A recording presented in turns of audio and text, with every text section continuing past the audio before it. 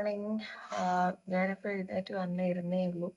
നമ്മൾ പണ്ട് സ്കൂൾ ഡയറീസിലൊക്കെ എഴുതുന്ന പോലെ രാവിലെ എഴുന്നേറ്റ് പ്രഭാത കൃത്യങ്ങളൊക്കെ ചെയ്തു. പ്രഭാത കൃത്യങ്ങൾ എന്ന് പറയാൻ പറ്റില്ല, കാരണം കുളിച്ചിട്ടില്ല. എന്നിട്ട് വന്ന് റിഫ്രഷ് ആയി. അപ്പോൾ എനിക്ക് തോന്നി ഇന്നത്തെ ഒരു ദിവസം ഞാൻ ഈ ഒരു വീഡിയോ എന്തായാലും ചെയ്യണം എന്നുള്ളത്. കാരണം ഇന്ന് എൻ്റെ ലൈഫിലെ very very very very important day ആണ്. എനിക്ക് കുറച്ച് വിഷമമുള്ള ഒരു ദിവസം കൂടെയാണ്. അപ്പോൾ എനിക്ക് തോന്നി ഞാനത് മിസ് ചെയ്യാതെ എന്തായാലും എൻ്റെ വിഷമങ്ങളും എൻ്റെ സന്തോഷങ്ങളും എല്ലാം ഞാൻ നിങ്ങളായിട്ട് ഷെയർ ചെയ്യണം തോന്നി. അപ്പം അത് എന്താന്നുള്ളത് ഞാൻ ഈ വീഡിയോയിൽ തന്നെ ഷെയർ ചെയ്യാം. എത്ര വിഷമമുള്ള ദിവസങ്ങളായാലും എന്താ പറയുക, എത്ര ഇമ്പോർട്ടൻ്റ് ഡേ ആയാലും a day I need to start with a coffee. So നമുക്ക് ആദ്യമേ കോഫി കുടിക്കാം, എന്നിട്ട് ബാക്കി കാര്യങ്ങളൊക്കെ ചെയ്യാം. ഇതുവരെ വളരെ ശരിയാണെന്ന് പറയുന്ന പോലെ ഇതുവരെയുള്ള കാര്യങ്ങൾ എല്ലാം കറക്റ്റായിട്ട് പോയിക്കൊണ്ടിരിക്കുകയായിരുന്നു. അപ്പോഴാണ് ഞാൻ ആലോചിച്ചത് നമ്മുടെ വീഡിയോ ഇൻട്രോ നമ്മൾ പറഞ്ഞിട്ടില്ല എന്നുള്ളത്. എനിക്കറിയാം എന്തായാലും അതിൻ്റെ ഒരു ആവശ്യമൊന്നും നിങ്ങൾക്കില്ല എന്ന്, പക്ഷെ അതാണല്ലോ അതിൻ്റെ ഒരു രീതി.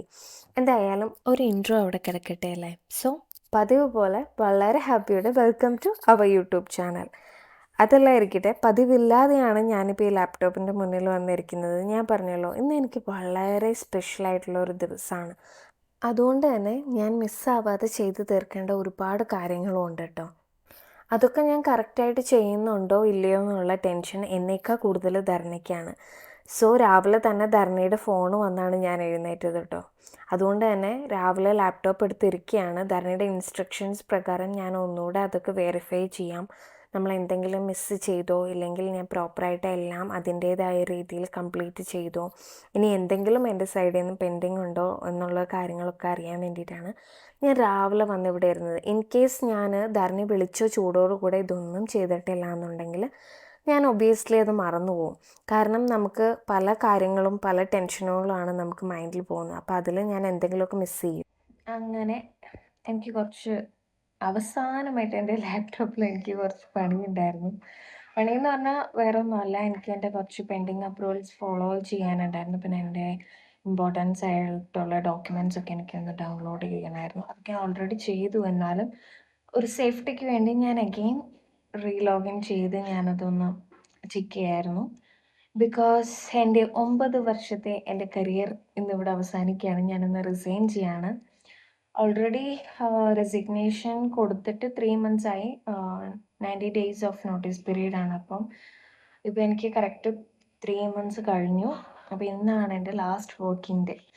അപ്പോൾ ഇന്ന് എൻ്റെ പെട്ടിയും കിടക്കൊക്കെ എന്താ പറയുക, കെട്ടിപ്പെറുക്കി നമ്മൾ പോകേണ്ട സമയമായി. അപ്പം ചെറിയൊരു വിഷമമുണ്ട്. കാരണം എൻ്റെ കോളേജ് കഴിഞ്ഞ ഉടനെ എനിക്ക് ക്യാമ്പസ് ഇൻ്റർവ്യൂവിൽ കിട്ടിയ ജോലിയായിരുന്നു. എനിക്ക് ഫസ്റ്റ് വേറെ കമ്പനിയായിരുന്നു. ദെൻ ഈ കമ്പനിയിലേക്ക് മൂവ് ആവുകയാണ് ചെയ്തത്. ഇതെൻ്റെ സെക്കൻഡ് കമ്പനിയാണ്. അപ്പം 9 വർഷമായിട്ട് ഞാൻ ഒരു ഗ്യാപ്പും ഇല്ലാതെ ഞാൻ വർക്ക് ചെയ്തുകൊണ്ടിരിക്കുകയായിരുന്നു. ഇതായാലും ഇന്ന് ലാസ്റ്റ് വർക്കിംഗ് ഡേ ആണ്. അപ്പം ഞാനിപ്പോൾ ഇവിടെ നാട്ടിലാണ് ഉള്ളത്. അപ്പോൾ എനിക്ക് എൻ്റെ സിസ്റ്റവും എൻ്റെ ഇതൊന്നും ID കാർഡ് അസറ്റ്സ് എല്ലാം നമ്മളിന്ന് റിട്ടേൺ ചെയ്യണം. അപ്പോൾ നമുക്ക് കൊറിയർ ഓപ്ഷനുണ്ട്. അപ്പോൾ അവർ കൊറിയർ അയച്ചാൽ മതി എന്ന് പറഞ്ഞു. അപ്പം ഞാൻ എന്തായാലും ലാസ്റ്റ് ടൈം ഇതായിട്ട് എൻ്റെ ലാപ്ടോപ്പൊക്കെ ലോഗിൻ ചെയ്ത് ഞാൻ എന്തെങ്കിലും പെൻഡിങ് ഉണ്ടോ, എന്തെങ്കിലും എൻ്റെ റിക്വസ്റ്റ് പെൻഡിങ്ങിലുണ്ടോ എന്നെല്ലാം ചെക്ക് ചെയ്തു. അപ്പോൾ എല്ലാം ഓക്കെയാണ്. അപ്പം ഞാൻ നേരെ ഇനി അത് കൊറിയർ ഓഫീസിൽ പോവാണ്. നമ്മളതെല്ലാം പ്രോപ്പറായിട്ട് പാക്ക് ചെയ്ത് കൊറിയർ ചെയ്യണം. അപ്പോൾ എന്തായാലും നമുക്ക് റെഡിയായിട്ട് കൊറിയർ ഓഫീസിലേക്ക് പോവാം. എൻ്റെ ഏറ്റവും വലിയ ടെൻഷൻ എന്ന് പറഞ്ഞിട്ടുണ്ടെങ്കിൽ നമ്മൾ ഈ ലാപ്ടോപ്പും ബാക്കി അസറ്റ്സൊക്കെ സേഫായിട്ട് പ്രോപ്പറായിട്ട് നമ്മൾ അവിടെ ഡെലിവറി ചെയ്യണം എന്നുള്ളതായിരുന്നു. എന്തെങ്കിലും ഡാമേജ് സംഭവിച്ചിട്ടുണ്ടെങ്കിൽ നമ്മളായിരിക്കും ഫുൾ റെസ്പോൺസിബിലിറ്റി, അത് നമ്മൾ ബെയർ ചെയ്യേണ്ടി വരും. അതുകൊണ്ട് തന്നെ ഞാൻ ഈ പാക്കിങ്ങിൽ വളരെയധികം കെയർഫുള്ളായിട്ടായിരുന്നു ചെയ്തിരുന്നത് കേട്ടോ. എനിക്ക് നല്ലൊരു ബോക്സ് ആവശ്യമുണ്ടായിരുന്നു. പിന്നെയാണ് ഞാൻ വിചാരിച്ചത്, നമ്മൾ ആമസോണിൽ നിന്ന് കുറേ ഷോപ്പിംഗ് ചെയ്തിട്ടുണ്ടായിരുന്നല്ലോ, അപ്പോൾ അതിൽ കുറേ ബോക്സസ് നമുക്കിവിടെ ഉണ്ടായിരുന്നു. ഞാനതൊന്നും കളയാതെ സേഫായിട്ട് എടുത്ത് വെച്ചിട്ടുണ്ടായിരുന്നു. കാരണം ഇങ്ങനെ എന്തെങ്കിലും എമർജൻസി സിറ്റുവേഷനിൽ നമുക്കത് യൂസ് ചെയ്യാവുന്നതാണല്ലോ. അങ്ങനെ എടുത്തു വെച്ച ബോക്സസിൽ ഏതായിരിക്കും ഇതിന് കറക്റ്റായിരിക്കുക എന്നുള്ളത് ഞാനിങ്ങനെ അന്വേഷിച്ച് പോയപ്പോഴാണ് എനിക്ക് വളരെയധികം ഹെൽപ്ഫുള്ളായിട്ടുള്ള വേറൊരു കാര്യം കൂടെ എനിക്ക് കിട്ടിയത്, സൈഡിൽ നമ്മൾ സേഫായിട്ട് ഡാമേജസ് ഒന്നും വരാതിരിക്കാൻ വേണ്ടിയിട്ട് എനിക്ക് കുറച്ച് സ്പോഞ്ച് പീസസ് കിട്ടിയിട്ടുണ്ടായിരുന്നു. അത് നമ്മൾ ഓർഡർ ചെയ്ത ഏതോ ഒരു ഐറ്റം അങ്ങനെയാണ് അവർ പാക്ക് ചെയ്ത് തന്നിരുന്നത്. അപ്പോൾ എന്തായാലും അതെനിക്ക് ഈ ലാപ്ടോപ്പ് കൊറിയർ ചെയ്യാൻ വേണ്ടിയിട്ട് എനിക്ക് വളരെയധികം ഹെൽപ്ഫുള്ളായി. ഞാനതെല്ലാം എടുത്ത് വെച്ചിരുന്നത് കൊണ്ട് കേട്ടോ. സോ ഞാൻ അങ്ങനെ ചെറിയൊരു ബോക്സ് കറക്റ്റായിട്ട് ഈ തിങ്സ് എല്ലാം എനിക്കതിൽ കറക്റ്റായിട്ട് അറേഞ്ച് ചെയ്ത് ഫിറ്റായിട്ടിരിക്കാൻ പാകത്തിനുള്ളൊരു ചെറിയൊരു ബോക്സായിരുന്നു ഞാൻ തപ്പിയിരുന്നത്. അതെന്തായാലും എനിക്ക് അതേപോലെ തന്നെ കിട്ടി. ഇൻ കേസ് നമ്മൾ കുറച്ചും കൂടെ വലിയ ബോക്സാണ് എടുക്കുന്നതെന്നുണ്ടെങ്കിൽ ഇത് നമ്മൾ ചിലപ്പോൾ ഇത് പാഴ്സൽ ചെയ്ത് അവിടെയൊക്കെ എത്തുന്ന സമയത്തിനുള്ളത് അങ്ങോട്ടും ഇങ്ങോട്ടും മൂവ് ആകാനും ഒരു ഷേക്ക് ഉണ്ടാവാൻ ചാൻസസ് ഉണ്ട്. അപ്പോൾ അത് മേ ബി ഡാമേജ് ആവാനുള്ള ചാൻസസ് കുറച്ചും കൂടെ കൂടുതലായിരിക്കും. അങ്ങനെ നല്ല അടിപൊളിയായി പാക്കിംഗ് ഒക്കെ കഴിഞ്ഞു. ഇനി ഒരു ഡാമേജും ഉണ്ടാകും എന്നുള്ളൊരു പേടി വേണ്ട. സോ ഞാൻ ഓട്ടോയിലാണ് കേട്ടോ പോകുന്നത്. നമ്മുടെ സ്കൂട്ടർ പണിമുടക്കിയിരിക്കുന്നതുകൊണ്ട്. നമ്മുടെ ഏറ്റവും അടുത്തുള്ള കൊറിയർ ഓഫീസ് എന്ന് പറയുന്നത് വെങ്ങല്ലൂരുള്ള DTDC ആണ് കേട്ടോ. സോ ഞാൻ അവിടെ വന്നപ്പോൾ അവർ രാവിലത്തെ കൊറിയറൊക്കെ അയക്കാനുള്ള തിരക്കിലായിരുന്നു. അതുകൊണ്ട് ഞാൻ കുറച്ച് നേരം വെയിറ്റ് ചെയ്യേണ്ടി വന്നു. പിന്നെ നമ്മുടെ പാഴ്സലൊക്കെ മേടിച്ച് നമ്മൾ അഡ്രസ്സൊക്കെ ഫില്ല് ചെയ്ത് കൊടുത്തിട്ട് നേരെ അവിടെ നിന്ന് ഇറങ്ങി. ഞാൻ വന്നത് എൻ്റെ അനിയത്തിയുടെ ഹസ്ബൻഡ് മനുവിൻ്റെ കൂടെയാണ് കേട്ടോ. അങ്ങനെ കൊറിയറൊക്കെ അയച്ച് നമ്മൾ നേരെ പോയത് വെങ്ങല്ലൂരുള്ള ഇന്ത്യൻ ബേക്കറിയിലേക്കാണ് കേട്ടോ. ഞാൻ ടൗണിലേക്ക് ഇറങ്ങിക്കഴിഞ്ഞാൽ എത്ര സന്തോഷമുള്ള ദിവസമായാലും എത്ര സങ്കടമുള്ള ദിവസമായാലും ഇവിടുന്ന് നല്ല പഴംപൊരിയും പരിപ്പുവടയും മേടിക്കാൻ ഞാൻ വീട്ടിലേക്ക് പോകില്ല കേട്ടോ. അങ്ങനെ ഞാൻ കൊറിയർ ഒക്കെ അയച്ചിട്ട് വീട്ടിൽ വന്നു. ഞാൻ പോയപ്പോൾ കുറച്ച് വീഡിയോ എടുക്കണം എന്നൊക്കെ വിചാരിച്ചതാണ്. പക്ഷെ എൻ്റെ ഫോൺ സ്വിച്ച് ഓഫ് ആയി പോയിട്ടോ. ഇന്നലെ രാവിലെ തൊട്ട് ഈവൻ ലൈക്ക് ഒരു ഡേ ഇൻ മൈ ലൈഫ് പോലെ സ്റ്റാർട്ട് ചെയ്യണമെന്ന് വിചാരിച്ച് രാവിലെ എഴുന്നേക്കുന്നത് തൊട്ടിട്ട് എല്ലാം ഷെയർ ചെയ്യണം എന്നൊക്കെ കരുതി ഞാൻ വീഡിയോ എടുക്കാൻ വിചാരിച്ചുകൊണ്ടിരുന്നതാണ്. പക്ഷെ എൻ്റെ ഫോൺ സ്വിച്ച് ഓഫ് ആയി പോയി. ഫോൺ സ്വിച്ച് ഓഫ് ആയതുകൊണ്ട് എനിക്ക് അവിടെ ഉണ്ടായിരുന്ന വീഡിയോസ് ഒന്നും ഷൂട്ട് ചെയ്യാൻ പറ്റിയില്ല. എനിക്ക് ഫോൺ ചാർജ് ആവുന്നത് വരെ വെയിറ്റ് ചെയ്യാനും സമയമില്ലായിരുന്നു. കാരണം ഇന്നാണ് ലാസ്റ്റ് വർക്കിംഗ് ഡേ എൻ്റെ. ഒഫീഷ്യലി ഇന്നാണ് ഞാൻ റിസൈൻ ചെയ്യുന്നത്. അപ്പോൾ അതുകൊണ്ട് എനിക്ക് എൻ്റെ അസറ്റ്സ് എല്ലാം ഇന്ന് തന്നെ റിട്ടേൺ ചെയ്യണം. അപ്പോൾ അത് എൻ്റെ സൈഡിൽ നിന്ന് ക്ലിയർ ചെയ്താൽ മാത്രമാണ് എനിക്ക് ബാക്ക്ഗ്രൗണ്ട് പ്രോസസ്സും എല്ലാം സ്പീഡപ്പ് ആയിട്ട് ക്ലിയർ ചെയ്ത് അവരുടെ സൈഡിൽ നിന്ന് കൺഫർമേഷൻ വരുള്ളൂ. അങ്ങനെയാണെങ്കിൽ നമുക്ക് ലാസ്റ്റ് സെറ്റിൽമെന്റ് ഒക്കെ നമുക്ക് ഒരുപാട് ലേറ്റ് ആവാതെ കിട്ടും. ഇൻ കേസ് ഞാൻ എന്തെങ്കിലും എൻ്റെ സൈഡിൽ നിന്ന് ഡിലേ ആയിട്ടുണ്ടെങ്കിൽ അതിനനുസരിച്ച് സെറ്റിൽമെന്റ് വരേണ്ടതും അവരുടെ സൈഡിൽ നിന്ന് പ്രൊസീഡ് ചെയ്യേണ്ട കാര്യങ്ങളെല്ലാം ഡിലേ ആവും. അങ്ങനെ വന്ന് ലഞ്ചൊക്കെ കഴിച്ച് ഇങ്ങനെ ഇരിക്കുകയാണ്. അപ്പം ഞാൻ തന്നെ ഇനി ഒഫീഷ്യലി പറഞ്ഞ പോലെ തന്നെ ഞാൻ ഇങ്ങനെ ഇരിക്കുകയാണ്. ഇനി അങ്ങനെ ജോബ് കാര്യങ്ങളൊന്നും പറയാനില്ല. ഒഫീഷ്യലി ഞാൻ റിസൈൻ ചെയ്തു എന്നുള്ളൊരു ഇതിലിങ്ങനെ റിലാക്സ്ഡ് ആയിട്ട് ഇരിക്കുകയാണ്. 9 വർഷം ആയിട്ട് ഞാൻ കണ്ടിന്യൂസ് വർക്ക് ചെയ്യുന്നുണ്ടായിരുന്നു. അപ്പം ഇന്ന് പറഞ്ഞ പോലെ അതിൽ ഒരു തീരുമാനമായി. വിഷമം എന്ന് ചോദിച്ചാൽ വിഷമമുണ്ട്. കാരണം നമുക്ക് ഒരു ജോബ് കിട്ടുക എന്ന് പറയുന്നത് അത്ര ഈസി ആയിട്ടുള്ള കാര്യമല്ല. ബുദ്ധിമുട്ടാണ്. അതും ഇപ്പോൾ കുറച്ച് കാലമായിട്ട് വളരെ ബുദ്ധിമുട്ടാണ്. അപ്പം അങ്ങനെ കിട്ടിയ ഒരു ജോലി നമ്മൾ വേണ്ടാന്ന് വെക്കുക എന്ന് പറയുന്നത് കുറച്ച് ബുദ്ധിമുട്ടുണ്ട്. പക്ഷെ അതിന് പറയുന്ന പോലെ നമ്മുടെ ലൈഫിൽ നമ്മൾ പ്രയോറിറ്റീസ് വരുന്നതിനനുസരിച്ച് നമ്മുടെ ലൈഫും ചേഞ്ച് ആവും. അപ്പം അങ്ങനെ എൻ്റെ ലൈഫിൽ ഇപ്പോഴത്തെ ഞങ്ങളുടെ പ്രയോറിറ്റി എന്ന് പറയുന്നത് നമ്മുടെ കുഞ്ഞാപ്പുവാണ്. അവൻ്റെ ഹെൽത്തിൽ നമ്മൾ കുറച്ചും കൂടെ ഫോക്കസ് ചെയ്യേണ്ടതുണ്ട്. അപ്പം അതുകൊണ്ടാണ് നമ്മൾ നാട്ടിലേക്ക് വന്നത്. എനിക്ക് നാട്ടിലേക്ക് വരേണ്ട കാരണം കൊണ്ടിട്ടാണ് ഞാൻ ജോലി റിസൈൻ ചെയ്തത്. അല്ലാതെ വേറെ ഒരു റീസണും ഇല്ല. കാരണം എനിക്ക് വർക്ക് ഫ്രം ഹോം ഓപ്ഷൻ ഇല്ല. എനിക്ക് നാട്ടിൽ വന്ന് നിൽക്കുകയാണെങ്കിൽ ഞാൻ വർക്ക് ഫ്രം ഹോം എനിക്ക് കിട്ടിയാൽ മാത്രമേ എനിക്കിവിടെ വന്ന് നിൽക്കാൻ പറ്റുള്ളൂ. ഇതിന് മുന്നത്തെ തവണയൊക്കെ ട്രീറ്റ്മെന്റിന് വന്നപ്പം ഞാൻ അത്രയും പ്രഷറിലായിരുന്നു. ഞാൻ ഹോസ്പിറ്റലിൽ പോയാലും ലാപ്ടോപ്പ് എടുത്ത് എവിടെ പോയാലും ലാപ്ടോപ്പും കൊണ്ടായിരുന്നു പോവുക. ഈവൻ അവന് ട്രീറ്റ്മെന്റ് 12 days നമ്മൾ ഹോസ്പിറ്റലിൽ സ്റ്റേ ചെയ്തിട്ടാണ് അവന് ട്രീറ്റ്മെന്റ് ചെയ്യുന്നത്. അപ്പോൾ ഞാൻ അവിടെ ഇരുന്ന് അവന് ട്രീറ്റ്മെന്റ് ചെയ്യുന്ന സമയങ്ങളിലൊക്കെ ഞാൻ ലാപ്ടോപ്പിൽ ഇരുന്ന് വർക്ക് ചെയ്യും. ധരണി അവിടെ ട്രീറ്റ്മെന്റിന് ഡോക്ടറുടെ അടുത്ത് കൊണ്ടുപോകും. ഞാൻ ജസ്റ്റ് ഒരാളായിട്ടിരിക്കുക അങ്ങനെ ഉണ്ടായിരുന്നുള്ളൂ. എനിക്ക് നല്ല പ്രഷർ ഉണ്ടായിരുന്നു. കണ്ടിന്യൂസ് വർക്ക് ഫ്രം ഹോം ചോദിച്ചു കഴിഞ്ഞാൽ ക്ലയന്റ് അക്സെപ്റ്റ് ചെയ്യില്ല. അപ്പൊ അങ്ങനെ കുറെ ഇഷ്യൂസ് ഉള്ളത് കൊണ്ട് എനിക്ക് എന്താ പറയാ, അവർ കുറെ അവരുടെ സൈഡിൽ നിന്ന് അവർ കുറെ ഹെൽപ്പ് ഒക്കെ ചെയ്തിട്ടു. കാരണം നമ്മുടെ സിറ്റുവേഷൻ ഇതായതുകൊണ്ട്. പക്ഷെ നമ്മൾ ഒരുപാട് അവരെയും ബുദ്ധിമുട്ടിക്കാൻ പാടില്ല. നമ്മുടെ നെക്സ്റ്റ് ഓപ്ഷൻ ജോലി റിസൈൻ ചെയ്യാന്നുള്ളതാണ്. അപ്പം ഇത് ഞാനും ധരണിയും എടുത്തൊരു തീരുമാനം എന്താന്ന് പറഞ്ഞിട്ടുണ്ടെങ്കിൽ ഇത് നമ്മുടെ ലോങ് ടേം പ്ലാൻ അല്ല. ഒരു കുറച്ച് നാളത്തേക്ക് വേണ്ടിയിട്ടാണ് ഈ ഒരു ബ്രേക്ക്.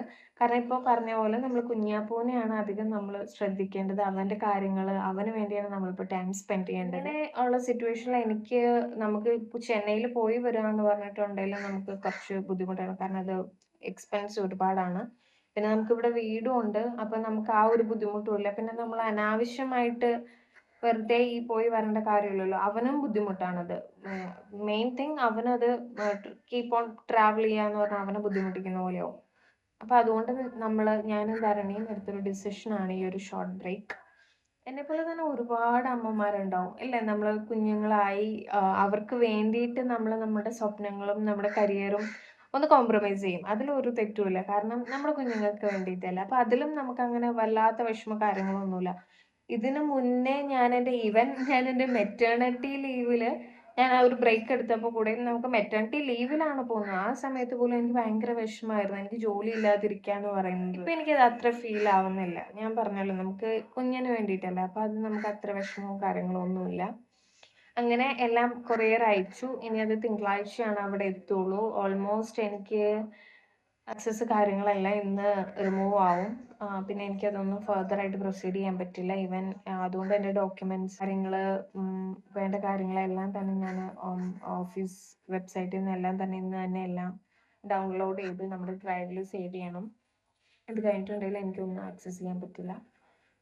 അപ്പോൾ ഇന്ന് തൊട്ട് ജോലിയില്ലാതെ ഞാനും ഒരു ഹൗസ് വൈഫായിട്ട് ഇരിക്കുകയാണ്. നമ്മൾ 3 months മുന്നേ നമ്മൾ റെസിഗ്നേഷൻ കൊടുക്കുന്നതാണ്. അപ്പോൾ നമുക്ക് 90 days ഓഫ് നോട്ടീസ് പീരീഡ് ഉണ്ടായിരുന്നു. അങ്ങനെ ആ ഒരു തീരുമാനം എടുത്തതിന് പുറകെയാണ് നമ്മൾ ഈ ഒരു തീരുമാനം കൂടെ എടുത്തത്. ഇനി കംപ്ലീറ്റ് ജോലിയൊന്നും ഇല്ലാതിരിക്കാൻ. അപ്പം ഞാൻ കുറച്ചും കൂടെ ഫ്രീ ആണ്. അപ്പം ഇതെൻ്റെ ഒരു പാഷനാണ് കേട്ടോ. എനിക്ക് ഭയങ്കര ഇൻട്രസ്റ്റഡ് ആയിട്ടുള്ള ഒരു കാര്യമാണ്. ഞാൻ ഓൾറെഡി പറഞ്ഞിട്ടുണ്ട്, നിങ്ങൾക്ക് എല്ലാവർക്കും അറിയാം. ഇങ്ങനെ എന്താ പറയുക, എൻ്റർടൈൻ ചെയ്യിക്കുക ഇങ്ങനെ യൂട്യൂബ് കാര്യങ്ങൾ എന്നൊക്കെ പറഞ്ഞ് എനിക്ക് ഭയങ്കര ഇഷ്ടമുള്ള കാര്യമാണ്. അപ്പം ഞാൻ വിചാരിച്ചു, ഇതിനു മുന്നേ ഞാൻ സ്റ്റാർട്ട് ചെയ്തിട്ടുണ്ടായിരുന്നു. നിങ്ങൾക്ക് എൻ്റെ യൂട്യൂബ് ചാനൽ നിങ്ങൾ നോക്കിക്കഴിഞ്ഞാൽ നിങ്ങൾക്ക് അറിയാൻ പറ്റും. ഞാൻ എപ്പോഴോ തൊട്ടിട്ട് ഞാൻ വീഡിയോ ഇട്ടിട്ടുണ്ട്, പോസ്റ്റ് ചെയ്തിട്ടുണ്ട്. പക്ഷെ അതിനുള്ള സമയമോ ഇല്ലെങ്കിൽ പറഞ്ഞ പോലെ തന്നെ എനിക്ക് ഇതിനെക്കുറിച്ച് വലിയ പിടിപാടില്ലായിരുന്നു. അപ്പോൾ പിന്നെ ഞങ്ങളിങ്ങനെ വിചാരിച്ചു, ഓക്കെ, ഒന്നും ഇല്ലാതെ ഒന്നും ചെയ്യാതെ ഇരിക്കാൻ എനിക്ക് ഭയങ്കര ബുദ്ധിമുട്ടാണ്. എനിക്ക് എന്തെങ്കിലും ചെയ്തുകൊണ്ടിരിക്കണം. ഒട്ടുമിക്ക പെണ്ണുങ്ങളും സ്ത്രീകളും ആഗ്രഹിക്കുന്ന പോലെ എനിക്ക് ഇൻഡിപെൻഡൻ്റ് ആയിട്ടിരിക്കാനാണ് ഇഷ്ടം. ഇൻഡിപെൻഡൻ്റ് ആയിരിക്കുക എന്ന് പറയുന്നത് ഒരു ചെറിയ കാര്യമല്ല, ഒരു വലിയ കാര്യം തന്നെയാണ്. അപ്പം നമ്മളെ കൊണ്ടാവുന്നത് കോൺട്രിബ്യൂട്ട് ചെയ്യുക, അല്ലെങ്കിൽ നമുക്ക് വേണ്ടിയിട്ടേലും നമ്മൾ സമ്പാദിക്കുക എന്ന് പറയുന്നത് ഒരു നല്ല കാര്യമാണ്. നമുക്കത് നമ്മളെ കുറച്ചും കൂടെ സ്ട്രോങ് ആക്കും. നമുക്ക് കുറച്ചും കൂടെ ഒരു കോൺഫിഡൻസ് തരും. അപ്പോൾ ഞാൻ വിചാരിച്ചു, ഓക്കെ, എനിക്ക് എന്തായാലും വെറുതെ ഇരിക്കാൻ പറ്റില്ല. എന്നാൽ പിന്നെ എൻ്റെ ഉറങ്ങിക്കിടക്കുന്ന യൂട്യൂബ് ചാനലിനെ നമ്മൾ പൊടിതട്ടിയെടുക്കാം. അതിനെ ബേസ് ചെയ്തിട്ടാണ് ഞാൻ കണ്ടിന്യൂസ് ആയിട്ട് യൂട്യൂബ് വീഡിയോസ് ചെയ്യാൻ തുടങ്ങിയതും പോസ്റ്റ് ചെയ്യുന്നതും. കാരണം എനിക്കിപ്പോൾ സമയമുണ്ട്. ഞാൻ കുറച്ച് പീസ്ഫുള്ളാണ്. എനിക്ക് അത്ര പ്രഷറില്ല. അപ്പം നമുക്ക് സമയമുണ്ട്. കുഞ്ഞിൻ്റെ കൂടെയും ടൈം സ്പെൻഡ് ചെയ്യാം. അപ്പം വീഡിയോ ചെയ്യാം. നമുക്ക് ഇഷ്ടമുള്ള കാര്യം ചെയ്യാം. അപ്പം അങ്ങനെ വിചാരിച്ചിട്ട് നമ്മൾ യൂട്യൂബിലേക്ക് അഗൈൻ തിരിച്ചു വന്നത്.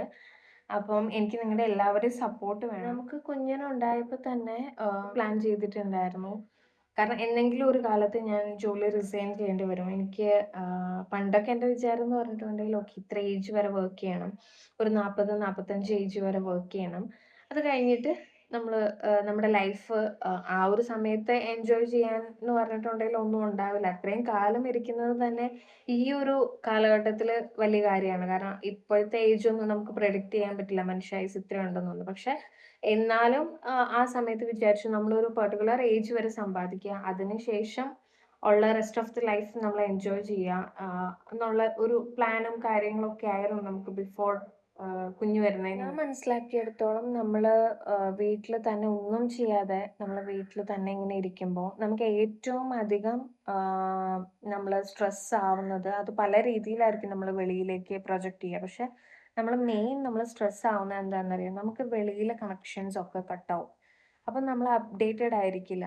അപ്പോൾ നമ്മൾ പെട്ടെന്ന് എന്താ പറയുക, നമ്മൾ ഭയങ്കര ലോ ആയ പോലെ തോന്നും. നമുക്കൊരു പുറത്തെ കാര്യങ്ങളെക്കുറിച്ച് ഒരു അറിവില്ല, നമ്മൾ അപ്ഡേറ്റഡ് അല്ല, നമുക്ക് വിവരമില്ല. അങ്ങനെയുള്ള പല രീതിയിലും നമ്മൾ അത് ഇമ്പാക്ട് ചെയ്ത് നമ്മളതൊക്കെ പല മേഖലകളിലായിട്ടായിരിക്കും ആ ഒരു സ്ട്രെസ്സ് നമ്മള് പ്രൊജക്റ്റ് ചെയ്യുക. അപ്പൊ നമ്മള് വർക്ക് ചെയ്യുന്ന ആളാണെങ്കിലോ, അല്ലെങ്കിൽ നമ്മള് വേറെ പല കാര്യങ്ങളിലും നമ്മള് ചെയ്യുമ്പോ നമ്മള് കുറേ കാര്യങ്ങള് നമ്മള് പഠിക്കും. നമ്മള് അപ്ഡേറ്റഡ് ആവും. ഇല്ലാന്നുണ്ടെങ്കില് നമ്മള് ഇതില് തന്നെ നമ്മള് വീട്ടിലെ കാര്യങ്ങള് നെക്സ്റ്റ് ചോറ് വെക്കണം, കറി വെക്കണം, കുഞ്ഞിന്റെ കാര്യം അങ്ങനെയാകുമ്പോ നമ്മളുടെ മൈൻഡും ഓട്ടോമാറ്റിക്കലി ആ ഒരു സർക്കിളില് തന്നെ അകപ്പെട്ടു പോവും. പക്ഷെ നമ്മൾ അതിനെയും കഴിഞ്ഞ് നമ്മള് തിങ്ക് ചെയ്യാൻ തുടങ്ങുമ്പോഴാണ് നമ്മള് കുറച്ചുകൂടെ പുറം ലോകമായിട്ടുള്ള ഒരു കണക്ഷൻ വരും. പുറത്തെന്താ നടക്കാന്ന് അറിയാം. അപ്പൊ നമ്മള് കുറച്ചുകൂടെ എന്താ പറയാ, ആ ഒരു സർക്കിളിനെ വിട്ട് നമ്മൾ പുറത്തേക്കും കൂടെ ചിന്തിക്കാൻ തുടങ്ങും. അങ്ങനെ വരുമ്പം നമുക്ക് ആ ഒരു സ്ട്രെസ്സ് നമുക്ക് കുറയും. അല്ലെങ്കിൽ നിങ്ങളൊക്കെ ഒന്ന് ആലോചിച്ച് നോക്ക്. നമ്മള് മെയിൻ ടെൻഷൻ കാരണം എന്റെ ഒരു എക്സ്പീരിയൻസ് വെച്ചാണ് പറയുന്നത്. ഞാന് ആ ഒരു സമയത്ത് ഞാൻ വീട്ടിലിരിക്കാൻ തുടങ്ങിയപ്പോൾ ഞാന് നമ്മളെന്താ തിങ്ക് ചെയ്യാ, നമ്മള് വീട്ടിലിരിക്കുന്ന സമയത്ത് ഓക്കെ ഇന്ന് വെജിറ്റബിൾസ് തീർന്നു, വെജിറ്റബിൾസ് വാങ്ങണം, ലഞ്ച് എന്ത് ചെയ്യണം, ഡിന്നർ എന്ത് ചെയ്യണം, ബ്രേക്ക്ഫാസ്റ്റ് എന്ത് ചെയ്യണം, കുഞ്ഞിന്റെ ഇത് കഴിഞ്ഞു, ഡയപ്പർ കഴിഞ്ഞു, ഫുഡ് മേടിക്കണം. ഇങ്ങനെയൊക്കെ ആയിരിക്കല്ലേ ഫാമിലി ഫംഗ്ഷൻ അവിടെ പോണം, അവർക്ക് എന്ത് ചെയ്യണം, ഇവരെ കാണാൻ പോണം. അതൊക്കെ ആയിരിക്കും ഇത് മാത്രം ഉണ്ടാവുള്ളൂ നമുക്ക് തിങ്ക് ചെയ്യാൻ. അതും കഴിഞ്ഞ് നമുക്ക് എന്തെങ്കിലുമൊക്കെ തിങ്ക് ചെയ്യണം. അല്ലെങ്കിൽ നമ്മളൊരു 4 പേരെ കാണുമ്പം നമ്മള് പല രീതിയിലുള്ള കോൺവെർസേഷൻസ് അവിടെ വരും. അങ്ങനെയൊക്കെ ആകുമ്പോൾ നമ്മൾ കുറച്ചും കൂടെ നമ്മളറിയാതെ നമ്മൾ അപ്ഡേറ്റഡ് ആവും. അതുകൊണ്ടാണ് പറയുന്നത് നമ്മൾ വീട്ടിൽ തന്നെ ഇരിക്കാതെ നമ്മളെക്കൊണ്ട് നമ്മള് എന്തെങ്കിലും ഒരു മൈൻഡ് ചേഞ്ചിന് വേണ്ടിയിട്ട് അല്ലെങ്കിൽ നമ്മൾ വേറെ എന്തിലെങ്കിലും ഒന്നുകൂടെ ഫോക്കസ് ചെയ്യും. ഞാനും ഒരു സ്റ്റേജിൽ എൻ്റെ ജോലിയൊക്കെ വിട്ട് അല്ലെങ്കിൽ ഞാനും പലതും സാക്രിഫൈസ് ചെയ്ത് ഞാൻ ഫാമിലിക്ക് കൂടെ നിൽക്കേണ്ട ഒരു സിറ്റുവേഷൻ വരുന്നത് എനിക്ക് അപ്പോഴേ അറിയായിരുന്നു. അപ്പൊ ആ സമയത്ത് ഞാൻ ഇതേപോലെ തന്നെ എനിക്ക് ക്രിയേറ്റീവായിട്ട് ഇങ്ങനെ കാര്യങ്ങൾ ചെയ്യാൻ എനിക്ക് ഭയങ്കര ഇഷ്ടമുള്ള ഒരാളാണ്. അപ്പൊ ആ സമയത്ത് ഞാൻ എന്ത് ചെയ്തു, എൻ്റെ മെറ്റേണിറ്റി ടൈമില് എനിക്ക് മെറ്റേണിറ്റി ലീവ് കഴിഞ്ഞാൽ ഞാൻ ജോലിക്ക് ജോയിൻ ചെയ്യണം. അപ്പൊ ആ സമയത്ത് ഞാൻ എന്ത് ചെയ്തു, ഞാൻ പോയി ഒരു മേക്കപ്പ് കോഴ്സ് പഠിച്ചു. അത് ഞാനിപ്പോ എന്താ പറയാ, ഭയങ്കര വിപുലമായിട്ട് എനിക്കത് വർക്ക്ഔട്ട് ചെയ്യാൻ പറ്റുന്നില്ല. പക്ഷെ എൻ്റെ സറൗണ്ടിങ്ങില് എൻ്റെ സറൗണ്ടിങ്സിലെ എൻ്റെ ഫ്രണ്ട്സിന്റെ ഇടയില് ഞാൻ ചെറിയ ചെറിയ വർക്കൊക്കെ എടുത്ത് ഞാൻ ആ പഠിച്ച ഒരു ഇത് ഞാൻ ഉപയോഗിക്കുന്നുണ്ട്. അപ്പൊ ഞാൻ നിങ്ങളോടും ഞാൻ പറയുന്നത് എന്താന്ന് പറഞ്ഞിട്ടുണ്ടെങ്കിൽ നമുക്ക് ഇഷ്ടപ്പെട്ടതോ അല്ലെങ്കിൽ ആഗ്രഹിച്ചതോ ചെയ്യാൻ പറ്റുന്നില്ല, അല്ലെങ്കിൽ നമുക്ക് ചെയ്യാൻ കഴിയുന്നില്ല എന്നൊന്നും വിചാരിച്ച് നമ്മളിങ്ങനെ വീട്ടിൽ ഇങ്ങനെ അടഞ്ഞു കൂടിയിരിക്കേണ്ട ഒരു കാര്യവുമില്ല. നമുക്ക് കംഫർട്ട് ആയിട്ടുള്ളത് എന്തെങ്കിലും കണ്ടുപിടിക്കുക, തേടുക. തേടുമ്പോൾ നമുക്ക് എന്തായാലും കിട്ടും. നമുക്ക് ചെറിയ രീതിയിൽ മതി. ഒരുപാട് എന്താ പറയാ, ഏൺ ചെയ്യാൻ പറ്റണമെന്നൊന്നുമില്ല. സംതിങ് എന്താ പറയാ, ഈവൻ നമുക്ക് ഏൺ ചെയ്യാൻ പറ്റുന്നില്ലെങ്കിലും നമ്മുടെ ഒരു സ്ട്രെസ് റിലീഫിന് ഓർ നമ്മുടെ ഒരു മെന്റൽ ചേഞ്ചിന് വേണ്ടിയിട്ട് വേറെ എന്തെങ്കിലിലേക്കൊക്കെ ഒന്ന് ഫോക്കസ് ചെയ്യാം.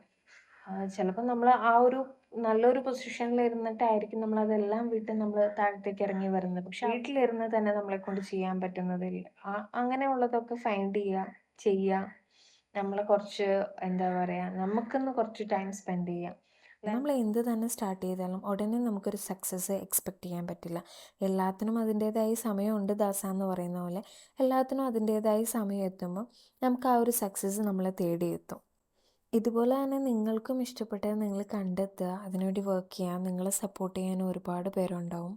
സോ കാര്യങ്ങളെല്ലാം അങ്ങോട്ടും ഇങ്ങോട്ടും മനസ്സിലായ സ്ഥിതിക്ക് നമുക്കിനി അടുത്ത വീഡിയോയിൽ കാണാം. അതുവരേക്കും ടാറ്റാ, ബൈ ബൈ.